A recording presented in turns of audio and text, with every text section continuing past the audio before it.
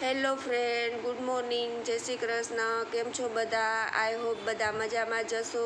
અને આજે છે રવિવાર, તો અમે ઘરેથી નીકળી ગયા છીએ બહાર ફરવા માટે. અને અમે જંગલની સાઈડ જઈએ છીએ. જંગલમાં પહોંચતા જ અમને કપિરાજ મળ્યા. અમે એમના માટે તાલાળાથી ફ્રૂટ લીધું હતું, તો અમે એમને ફ્રૂટ ખવડાવ્યું, તો ફ્રૂટ બતાવ્યું, તો મારી ગાડી ઉપર ચડી ગયા અને ગાડી ઉપર ધબાધબી બોલાવવા માંડ્યા. તો અમે એમને ફ્રૂટ ખવડાવી અને થોડીક વાર એમનો નજારો જોઈ અને અમે નીકળી ગયા આગળ. અને અમે પહોંચી ગયા તુલસી શ્યામ સુંદરના મંદિરે. ત્યાં આ કુંડ છે, ગરમ પાણીના છે, જે કુદરતી જ ગરમ પાણી થાય છે અને લોકો અહીંયા સ્નાન કરે છે અને લે છે ગરમ પાણીની મજા. અને પછી અમે પહોંચી ગયા મંદિરે. તો આ તમે જોઈ શકો છો ફ્રેન્ડ, આ શ્યામ સુંદરનું મંદિર છે, પહાડોની વચ્ચે છે, જંગલની વચ્ચોવચ્ચ છે. તેનું વાતાવરણ રમણીય છે અને અહીંયા વિડીયો શૂટિંગની મનાઈ છે, પણ તો પણ મેં બહારથી થોડુંક શૂટિંગ તમને બતાવવા માટે લઈ લીધું છે.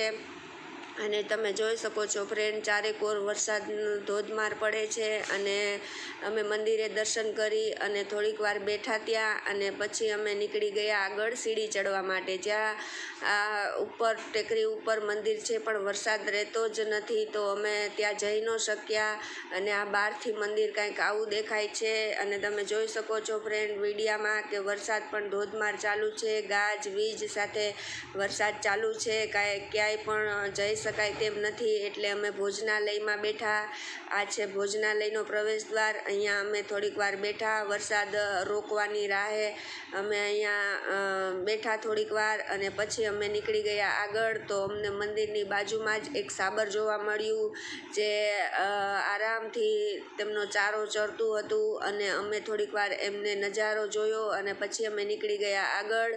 તો જંગલમાં પહોંચતા જ અમને જોવા મળ્યા હરણના ટોળા, જે ઘાસ ચરતું હતું. અને એની સામે જ જંગલનો રાજા બેઠો હતો. અમે સિંહ પણ જોયો ગાઈઝ, તમે જોઈ શકો છો વિડીયામાં. તે જ હરણાના ટોળાની ટાપમાં બેઠું હતું. અને અમે નીચે ઉતરી અને એમનો વિડીયો ઉતાર્યો અને થોડીક વાર જંગલના રાજાનો આરામ કરતો હતો એ નજારો પણ જોયો. અને એ અમારી સામે જ જોતો હતો અને અમને પણ બીક લાગતી હતી, પણ છતાંય થોડીક હિંમત કરીને ગાડીમાંથી ઉતરી અને અમે એ શૂટિંગ ઉતાર્યું. અને તમે જોઈ શકો છો એની સામે જ હરણ ચારો ચરે છે. અને પછી અમે ત્યાંથી નીકળી ગયા આગળ અને અમે પહોંચી ગયા ઘરે. તો આવતા વિડીયોમાં ફરી મળીશું. જય શ્રી કૃષ્ણ.